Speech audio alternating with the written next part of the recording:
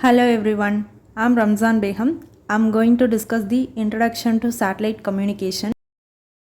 Before going to the satellite communication, we should know about the satellite. A satellite is orbit a planet or star. For example, Earth is a satellite because it orbits the sun.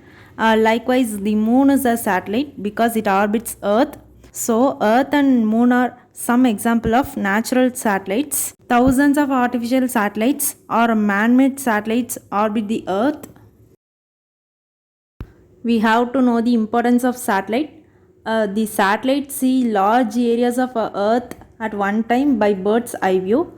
Some satellites take pictures so that we can predict weather and track hurricanes. Some satellites take pictures of other planets like sun, moon or faraway galaxies. The TV signals go very far without any hazard by means of satellite communication.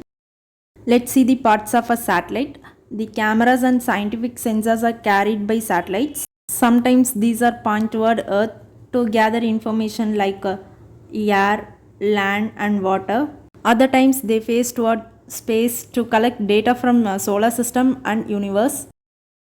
Let's see the major components of satellite communication. You can see the satellite picture. Here the antennas send and receive radio signals, and then the rocket motors which is used to move the satellite in space. Fuel tanks are used to store the fuel for rocket. The solar panels use solar cells which turn the sun's energy into electricity. The batteries are used to store the electricity, and then the onboard processors provide the brain of the satellite. Let us know the first satellite in space. Sputnik 1 was the first satellite in space. It was launched by Soviet Union in 1957. India's first satellite, the Aryabhatta, was launched by the Soviet Union on 19 April 1975.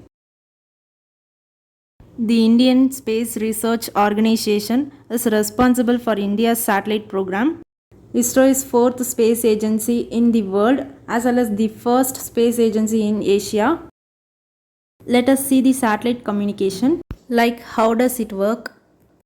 Satellite provides communication to remote area which is very difficult to access.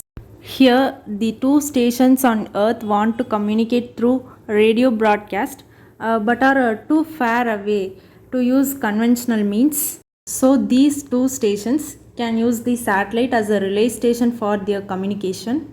One Earth station send a transmission to the satellite. This is called a uplink.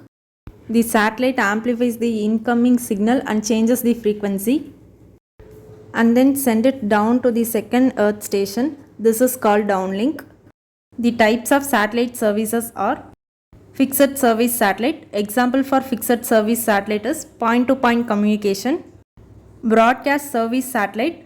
Example for broadcast service satellite is satellite television or radio. Mobile service satellites. Example for mobile service satellite is satellite phones. Let us know the frequency bands.